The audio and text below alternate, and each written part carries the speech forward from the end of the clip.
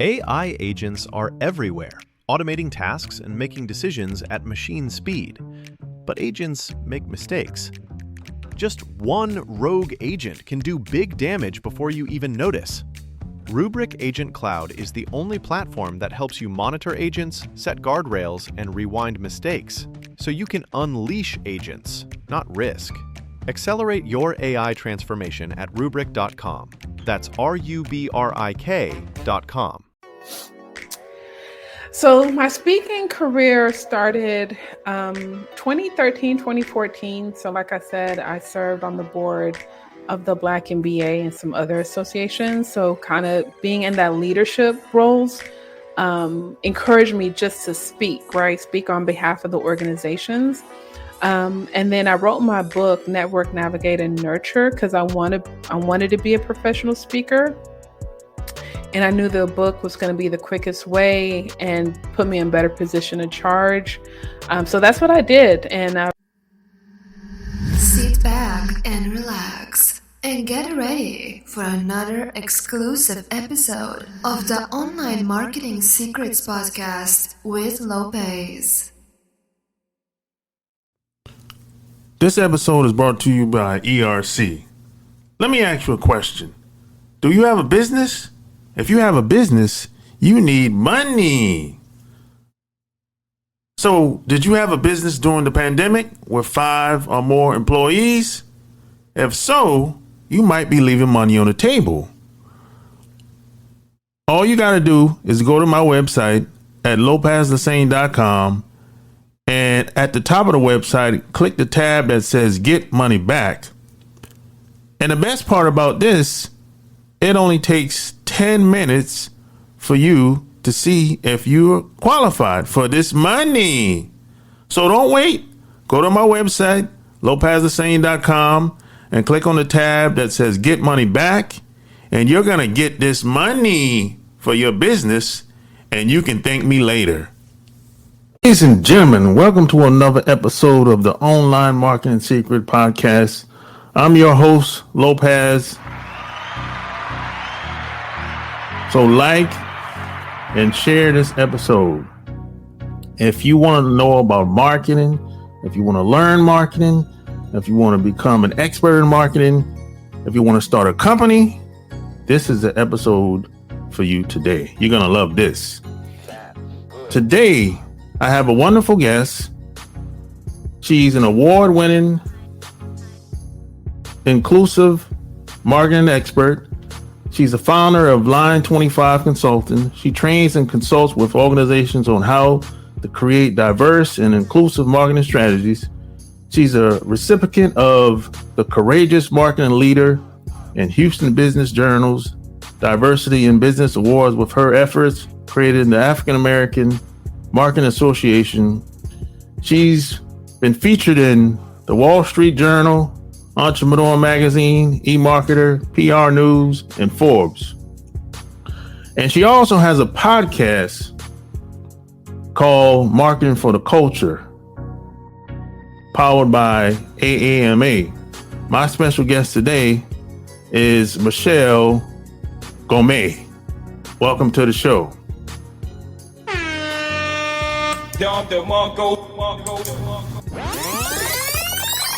So where you from? Michelle Gomez. I am from Houston, Texas. Oh, okay. So how did you get started in marketing? Did you go to school for it? Or, did you learn through trial and error? And so how did you get started? I started when I was in college. I went to the University of Houston. I was a pre-pharmacy major. But I had a friend that did some stuff with the record label. And it was like, okay, whatever. In 2004, we had the Super Bowl here. Yeah. So he was like, hey, Michelle, I work for the label. Super Bowl's going to be here. We need some street promotions. You'll just be passing out flyers, parking lots, clubs. I'm like, 21, college, party, Super Bowl, sign me up, right? And I had a good time. I was just helping a friend, like no big deal. One weekend, one long weekend, one very blurred weekend. and, going about my business. But that was probably the first time I really networked. And I saw like immediate return from my work, right? Even though it was for free, it was like, hey, you did a really good job. I like you, your personality, da da da da da da. This gig is here. You want to do it? And I'm like, okay, cool. And, being young in college, a couple $100s here and there can go a long ways. And I did that for about 2-3 years. And that was my first introduction to marketing. And then before you knew it, WordPress came out, MySpace came out, this Web 2.0, social media came out. I was trying to avoid it, especially Facebook, and I couldn't avoid it. I remember I went to Atlanta, and what year was this? Maybe 2007, 8, 9, somewhere around there. And I wanted to get in contact with my high school classmates, my high school friends. And my sister was like, get on Facebook. Got on Facebook. Next thing you know, I have like 30 friends that I graduated from. And so, obviously that was personal. And I was like, something's here. I went back to school, got a degree in marketing. I was like, something's going to change. I was like, they're going to have to advertise or something.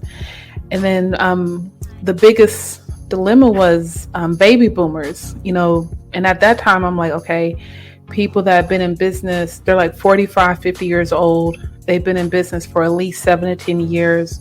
Yep. They weathered the storm, but the social media is so new, they don't know what to do. And I was like, well, let me come in and manage your account, right? And they were like, well, I don't want to post pictures of food. I don't know what to tweet. I don't want to take a selfie. Like, let me come in and manage your account. $500 a month. And those are the increments of how I kind of started and snowballed into marketing. Oh man, that's cool. MySpace was my first registered account online. Yeah. And I didn't have an email, nothing, But you said something that was very important because, during that time, I was meeting a lot of 40 and 50-year-olds that, they were probably had a business that were established or whatever, but a lot of them did not want to come online and use social media, or they just didn't know what to do with it. So how did you convince them that you should do this? Because a lot of people, even still to this day, they just don't want to be on camera, or they say, well, I don't want to write anything because I don't want to sound bad. So how did you convince those people back in the day? Yeah, so I was in the music industry for a very short time, and I was only doing independent stuff. But I felt like the music industry was early adopters when it came to all of this digital marketing. Like, I remember DJs were sending e-blast because they got the new song from the label and they're trying to break records, right?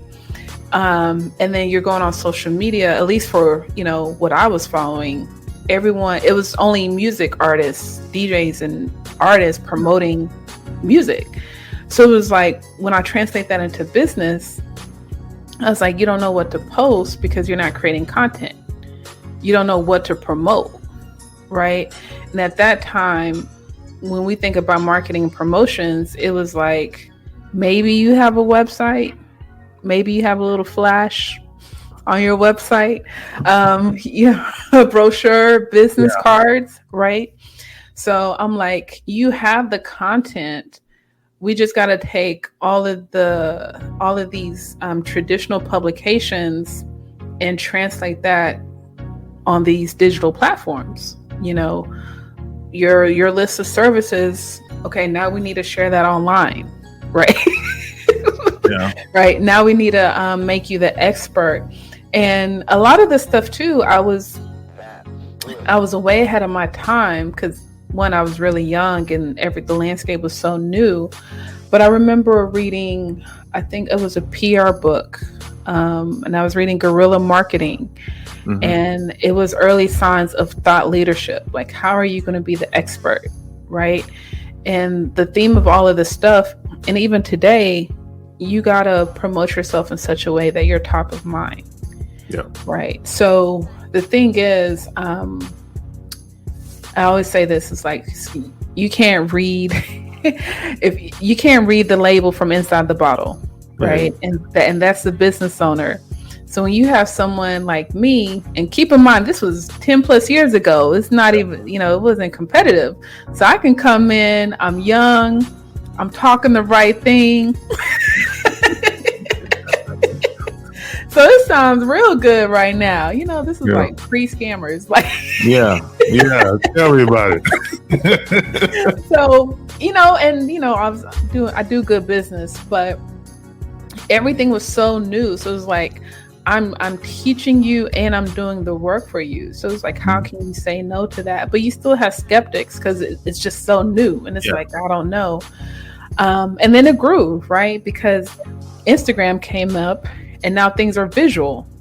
Yeah. And I'm like, dang, okay. So now I need to go see my clients once a week, twice a month, get some pictures, go to some events. I got to follow them around. So just figuring it out over time. Oh, okay. So how did you come up with the concepts of like marketing? Did you learn while you were working with these people, or did you go to a conference, or did you read books like me?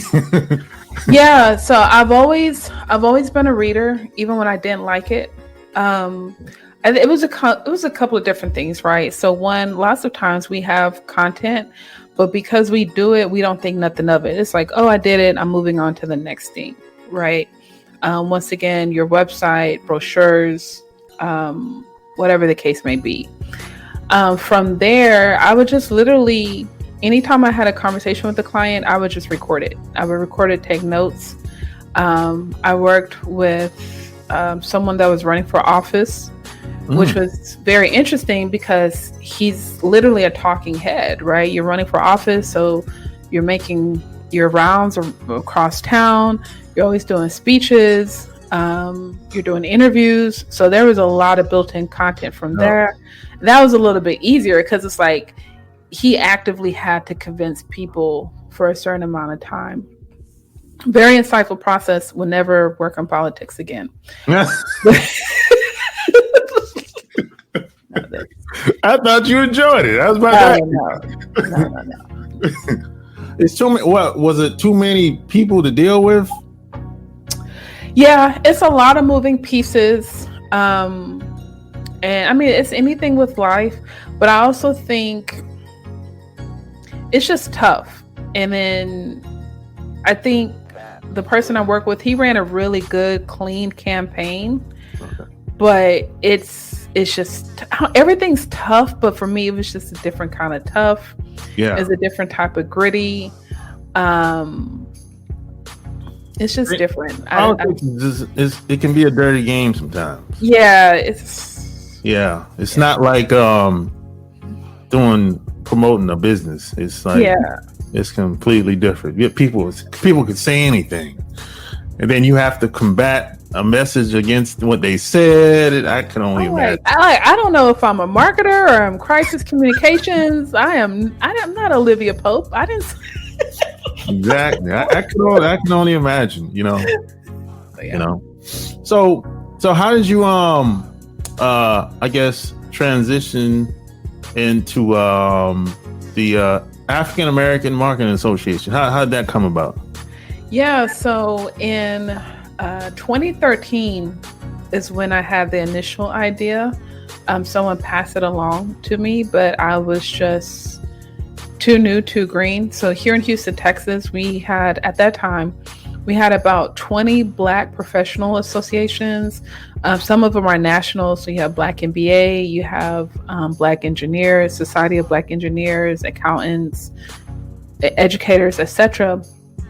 But we didn't have a marketing group.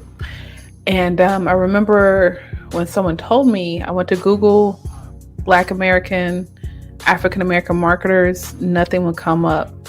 Fast forward to 2017, 2018, there was a series of bad ad campaigns.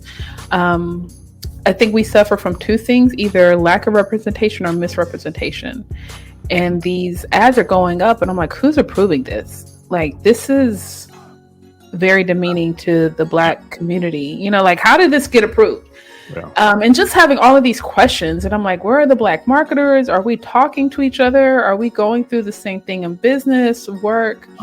And that's what really spearheaded it. I was like, we have to have a community where we can just kind of come together, talk, and learn from each other. And we launched February 2019, and we've been rocking and rolling ever since. Oh, that's great. That's a great thing, because I remember, like, I'm gonna go 10, 15 years ago, back when I used to go to conferences, I didn't see a lot of people like in the room. And if they were from someplace else, like from Kenya or Ghana or if I did see somebody, I seen them before at another event. Yeah. And I went from the smallest conferences to the biggest.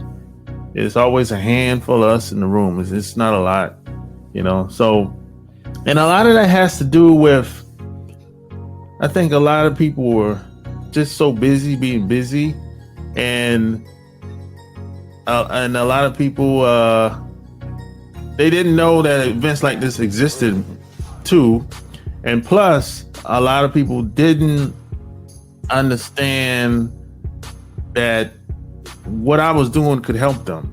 They didn't know, and a lot of people, they work in their jobs and they work in 40, 50, 60 hours a week. And even some of the people that knew that I used to go to these conferences, they used to see some of the like books and stuff I used to read, and they would say stuff like, "Oh man, it's a scam." I used to get that like 2005. I used to get comments like that. So I just think, and a lot of that comes from, their uncle might have tried something that didn't work, or the dad might have tried something that didn't work. Keep in mind network marketing too, right? So you got network marketing, multi-level marketing. Yeah. So, and people just like, ooh, marketing. Yeah. And that's how I got started. I got started in network marketing, and people would say stuff like, well, I don't want nobody to make money off me. I'm like, well, you work a job, right? They say, yeah. Well, somebody's making money off you. So it's a lot of misinformation, and I don't know, So even before I even mentioned anything, they already had a preconceived notion of what it was. So a lot of that has to do with why a lot of people just wasn't open to going these places, And plus, it wasn't any, at least to my knowledge, maybe in small circles, no Black person that I knew had any major events like 20 years ago. I agree. I mean, even recently, like I've gone to some marketing conferences the past couple of years, especially the larger ones that are ran by our white peers, and we might be 1 to 5% in a 3,000, 5,000 person conference, and that could be Black people plus minorities, other communities in general. And I do got to say this, it's a combination of things, depending on the size of the conference. It is an investment, right? It really is an investment to buy the conference ticket, travel, and all of those things, be it local or domestic. And I think sometimes we just become hesitant when it comes to investing in ourselves, depending on where you are in your business and financial status. Yeah. And it's and there's keep in mind, I met a lot of people that were out there like me back in the day. But where a lot of people were just by themselves doing their own little thing. And if they saw somebody or met somebody that were doing a similar thing, they would be like, oh, yo, I do a similar thing, or I can help you do this or whatever. But it wasn't like it is today. Yeah. No, not even close. I didn't start collaborating with people until like 2000. Hey, let me ask you a question. Are you tired of struggling online, not getting the results you want? Maybe you just need some help. If that's the case, go to kingofcashflowwebsites.com/secrets. And the best part about it, you can learn from the best of the best. You can learn from some of the best marketers in the world. Plus, it's absolutely free. It's absolutely free. So don't wait on this. Go to kingofcashflowwebsites.com/secrets. Back to our red schedule program. 18. That's when I started. I actually started like collaborating with people, doing podcasts with people. But before that, I was a loner. I was by myself. The only time I would see someone if I would go to a conference or talk to them on the phone or something like that. But besides that, I never did a podcast or if I did a video, I'm by myself. So today I've lived long enough to see things change. Thank God. Yeah. So how did y'all determine? Because I know you're not the only person. How did y'all determine which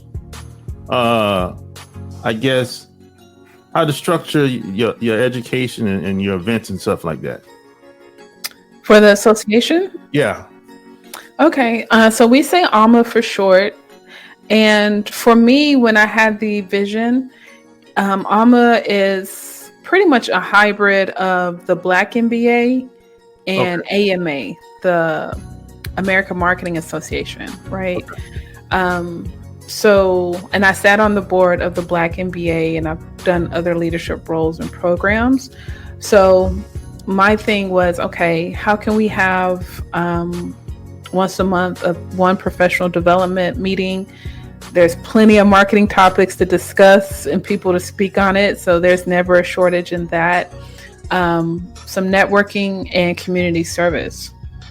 So with us launching in 2019, I think we did a really good job. We had about 9 or 10 events that year between professional development and networking to grow membership. But when we turned a year, that's when the pandemic happened, right? And I'm like, oh my God, I thought the world was coming to an end. I was like, the Spanish flu? Oh, let me go back and read about that.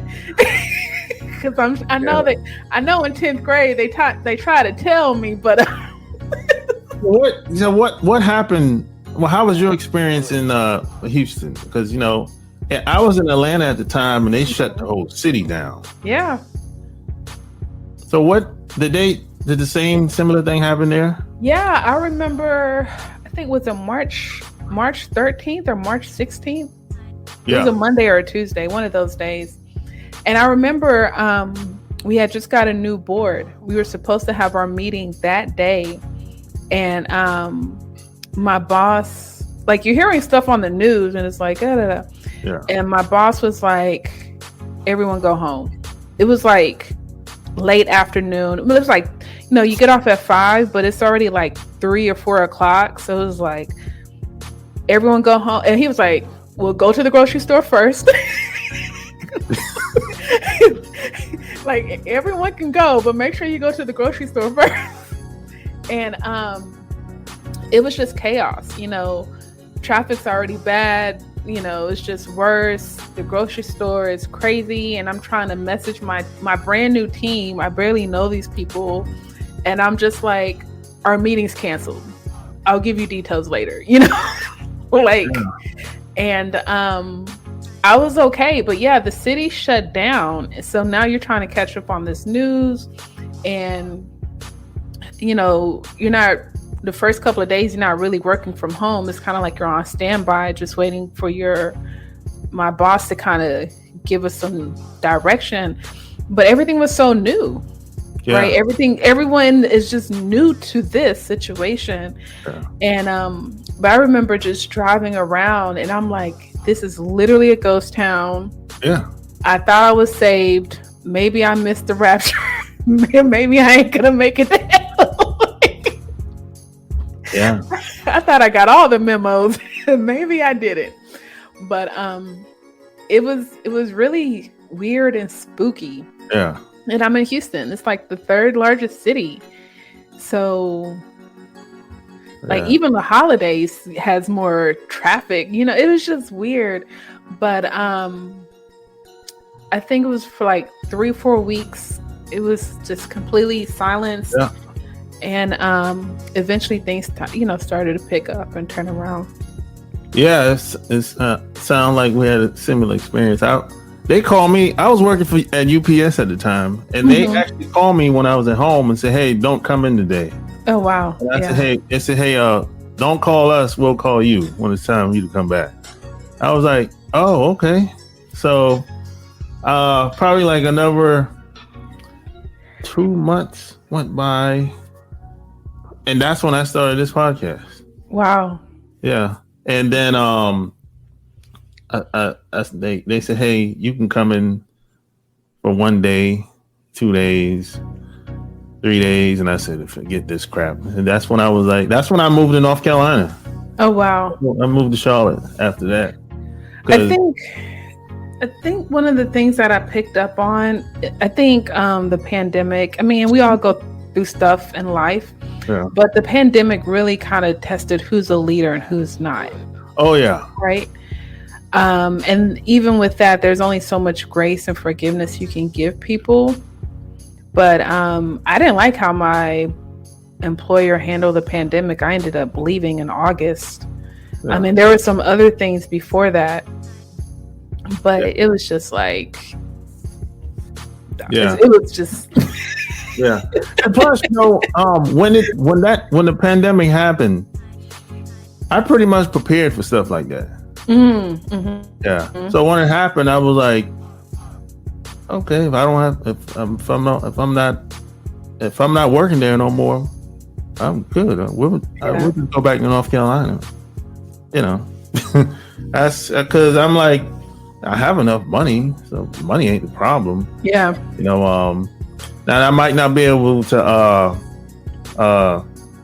I don't have no proof of income, so right. you know, but you know, like we're not gonna be outside. You know, so I said after about 6 months, I'm like, hey, we're out of here, man, because you know, people wasn't really working like that. People working from home, and this is the thing that really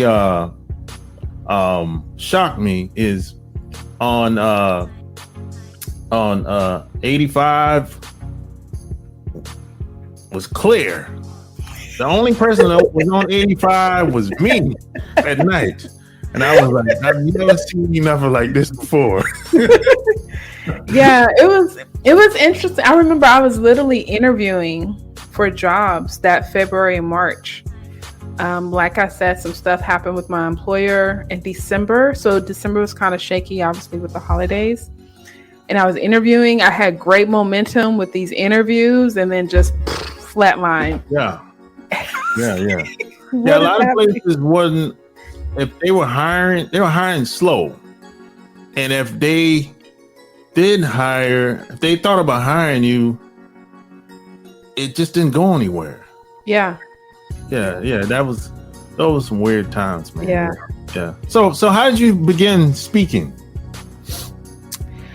So my speaking career started 2013, 2014. So like I said, I served on the board of the Black MBA and some other associations. So kind of being in that leadership roles. encouraged me just to speak, right? Speak on behalf of the organizations. And then I wrote my book, Network, Navigate, and Nurture, because I wanted to be a professional speaker. And I knew the book was going to be the quickest way and put me in better position to charge. So that's what I did. And I obviously written a couple other books, and my presentations have just evolved. Went from networking, personal branding, always digital content marketing. And in the past 4 years, I've been focusing on diversity marketing. So let's talk about the upcoming event. Okay. What it's all about? It's going to be We have the Marketing for the Culture Summit, curated by the African-American Marketing Association. It's June 1st in Houston, Texas. So we're going to kick off with our reception Wednesday the 31st, just general networking for everyone to warm up. And then Thursday, we're going to work hard. The theme for this year is knocking doors down, all about overcoming barriers in business. So we have speakers from all across the world. We're going to be talking about Facebook ads, email marketing, ChatGPT, podcasting, PR, growth marketing strategies, the importance of getting your minority business certifications and supplier diversity. We're sponsored by HP. Excuse me. Our main sponsor is HP, as well as AT&T, Microsoft, and a few other companies have come in to support us. And then Friday, we're going to end with our VIP brunch, where we have the director of PR from Stars as our fireside chat speaker. So it's going to be a really good 3 days, a lot of fun, a lot of learning. And I'm kind of going back to what you said earlier, not a lot of us showing up at a conference. So it's like, this is a chance for us to curate it and for us to attend. So we're expecting about 150 attendees. And this is our second year doing this. So last year when it was in Atlanta. So this year in Houston. So we're growing. I mean, last year we had about 80 people. That's good. Had a great time. So we're trying to pretty much double that number this year. And it's looking really good right now. So the event is May 31st to June 2nd. So yes. Is this for beginners, people that just don't know anything about marketing? I want to say it's for every Black marketer, small business owner, and content creator / creative, okay. Right? Okay. Yeah. Regardless of your skill level. And we got to be mindful as marketers. Marketing is merging with so many things: communications, technology, sales, right? So, and I'm one of those people, I believe, like going back to the books, right? I think if you learn one thing in a book, a presentation, that might be the only thing you need. Yeah. And look, I've been in business 10 years, but there might be something like, you know what? I've heard this before, but it resonates with me now because of the time I'm in right now, because of my current situation. So I don't want to think that you're too new. This is even open to college students. We have a few tickets for them. They can volunteer. So it's for anyone that's willing to learn and has a good attitude. Yeah. So if people wanted to find out all about the event, yes, wherever they go to, yes, aa-ma.org. You can find all of our stuff regarding the organization, as well as the summit. There you have it. Like, share this episode. All links will be found in the show notes. Until next time, we're out. Peace.